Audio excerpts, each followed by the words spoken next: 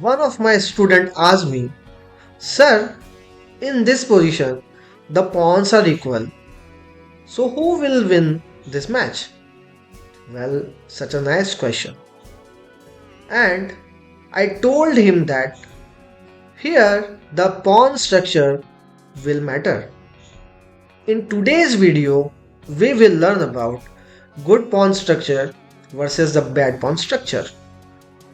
Welcome to Starchess Academy everyone. As you can see, all the white pawns are on the same file, on the C file. And this pawn cannot move because of this pawn, and this pawn cannot push because of the C4 pawn. But the black pawns are flexible, this pawn can move, this pawn can move. And the another note is the king is protecting all these pawns, but this pawn is protected with the d6 and the b6 pawn. And there are two pawn chains in the black's camp.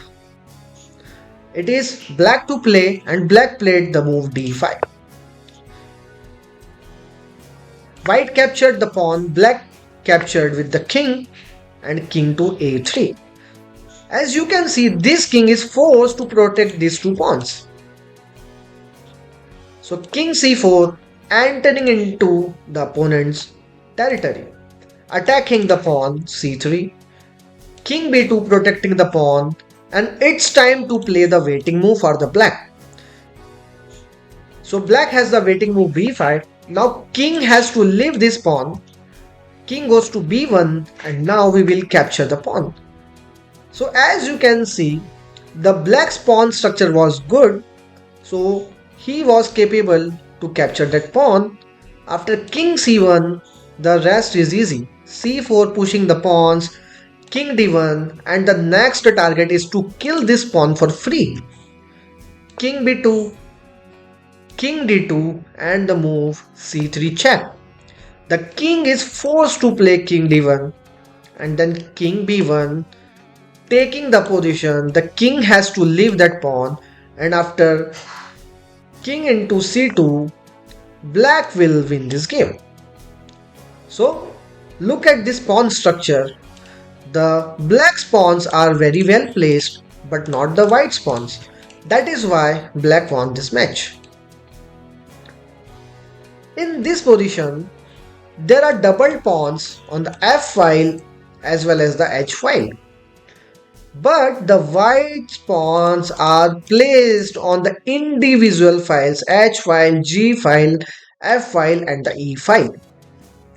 We can say that white's pawn structure is good because these two pawns are the backward pawns, are very bad pawns, they cannot move.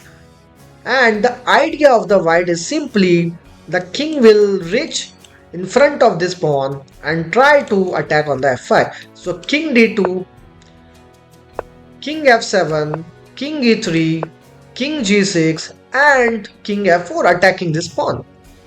The king cannot move because the pawn will lost, so black plays the waiting move h4. White has so many waiting moves like h3, f3, e3 and white says okay, I am also playing the waiting move, and black utilizes the last waiting move h5. White says I have so many waiting moves, again I will play e3. Now you have to move your king because your pawns are fixed, you cannot push your pawns ahead. And black says okay, I will move my king to g7, you can take my pawn, and slowly all the pawns will be out of the chessboard because after that white will create passed pawn, and this pawn is very strong. If black tries to stop it, then simply we can go for that move, king to g6, and we will capture all the pawns, and two pawns are very sufficient to win this game. Well, the next position. Here the white's pawn structure is very solid. Two double pawns on the d file, and isolated pawns on the B file and the F file. So what is the meaning of isolated pawn?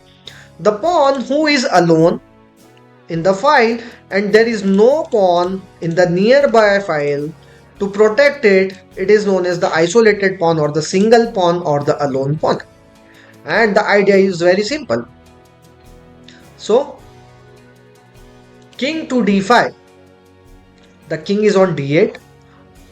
After king d8, white played the move king d5, king c7, c4, f6, e4, the same thing. White will utilize all the waiting moves and the king will be forced to protect this pawn, and after that the king will be forced to move out of the way.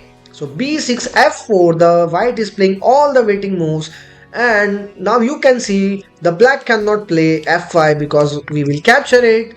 The black cannot play this pawn because we will capture it. The king has to move, king goes to c8, and we will start catching all the pawns. And we will try to create some passed pawns also by playing e5, f into e5, f into e5, king d8, e6. You can see the king is just waiting, d into e6, d into e6, king into e8, and the final blow e7. After that, king f7, king d7, king g6, e8 queen, and white is winning. So it is totally up to the pawn structure. The end game is winning for white. The pawns are equal, but white has good pawn structure, that is why it is winning for white. In the real game, we should try to keep our pawns on the good squares so that it will be very easy for us to win in the middle game or in the end game. I hope you enjoyed and learned from this video. Keep watching Star Chess Academy. Thank you so much.